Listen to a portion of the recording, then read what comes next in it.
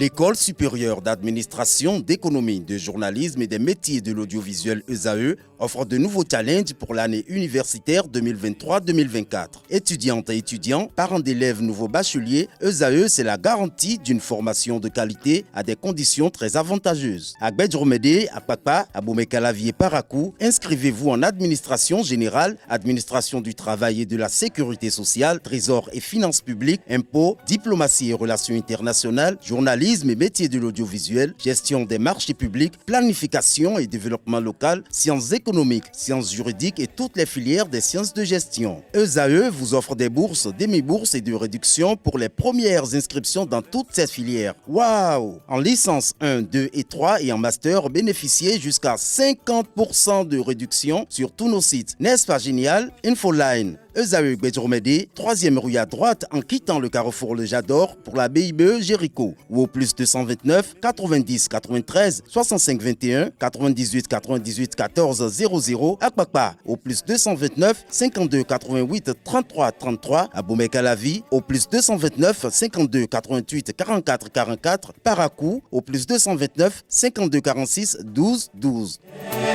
ESAE, l'excellence à un an. Bonjour à nouveau, chers amis internautes. Nous démarrons la une des journaux par le quotidien Maison, le quotidien béninois d'information générale et d'analyse L'Informateur, qui nous propose ce matin crise entre le Bénin et le Niger. Patrice Talon parle de la nouvelle tournure. Le Canard mentionne 2 points. Il s'agit que le chef de l'État peint le refus de collaborer des autorités nigériennes. Il se désole pour WAPCO et réitère la disponibilité du Bénin à lui faciliter le travail. Retrouvez la transcription intégrale des propos tenus par le président de la République hier à travers sa sortie médiatique à la page 3 de la livraison de ce matin. Municipalité de Cotonou, le secrétaire exécutif Parthen Amoussouga échange avec 80 étudiants stagiaires. Plusieurs étudiants de l'école supérieure d'administration, d'économie, de journalisme et des métiers de l'audiovisuel ESAE vivent cette grande expérience. Retrouvez un compte rendu très édifiant à la page 4 de la livraison de ce matin.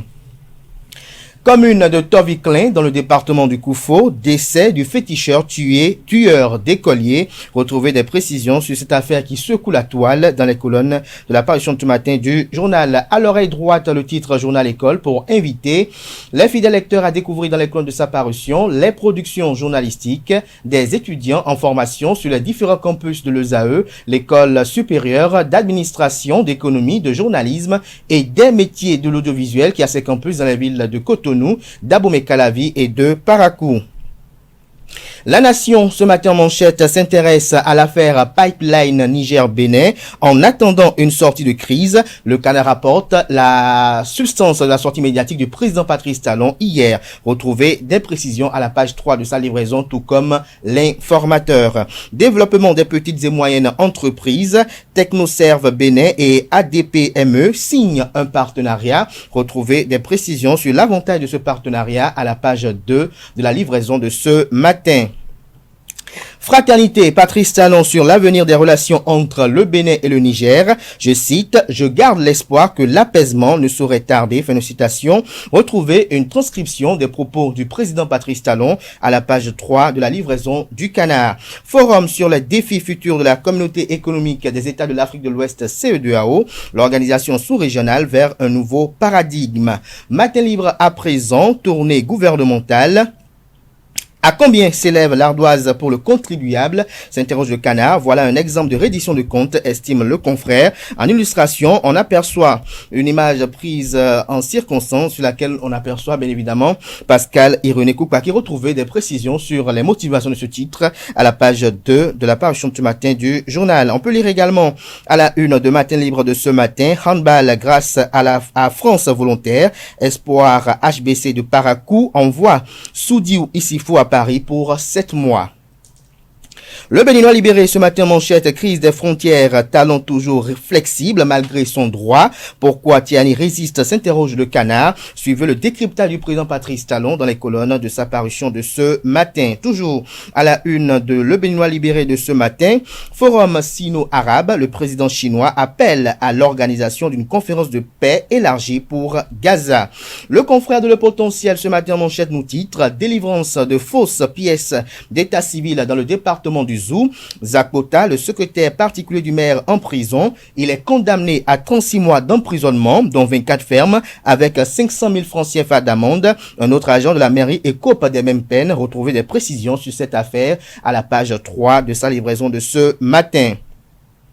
Pour pratique de charlatanisme, profanation de tombes et menaces de mort, le redoutable féticheur Gagnon Gansé Hounsou, déposé en prison hier, cadavre exhumé, le charlatan obligé d'entrer dans la tombe pour en extraire tous les objets inappropriés qu'il y avait introduits. Retrouvez des précisions à la page 3 de la parution de ce matin du journal qui propose également comme titre ce matin à sa une: refus de Tiani de recevoir le ministre Sam Seydou Adambi à Niamey. Patrice Talon exprime son étonnement et espère un retour à la paix. Et il parle des dessous de sa lettre à Tiani.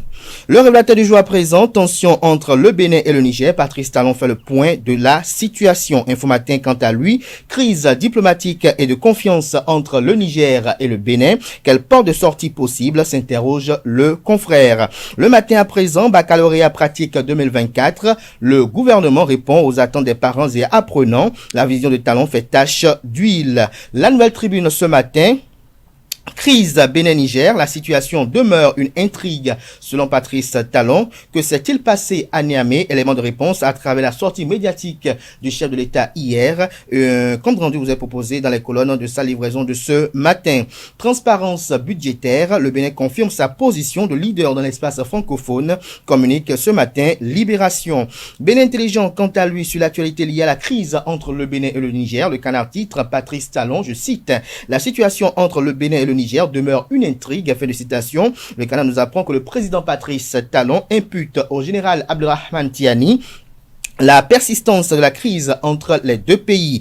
Dans une nouvelle sortie médiatique, il expose à l'opinion nationale et internationale sa démarche d'humilité, de fraternité qui s'est soldée par le mépris de Niamey. Toutefois, le chef de l'État béninois reste optimiste et suggère même une dérogation à la fermeture des frontières en vue d'une exploitation formelle du pipeline Bénin-Niger. Nord-Sud quotidien quant à lui ce matin, Talon au sujet de la crise avec le Niger. Aucune raison ne justifie l'attitude des Nigériens.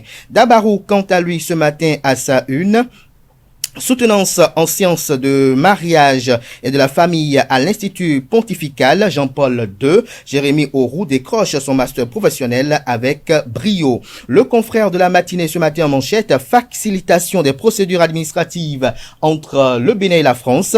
Blanc-seing aux réformes de l'ambassadeur Marc Vizy de la consule. Le constat sur le terrain fait renaître l'espoir. L'événement précis à présent, entretien avec Patrice Talon sur la crise entre les deux pays.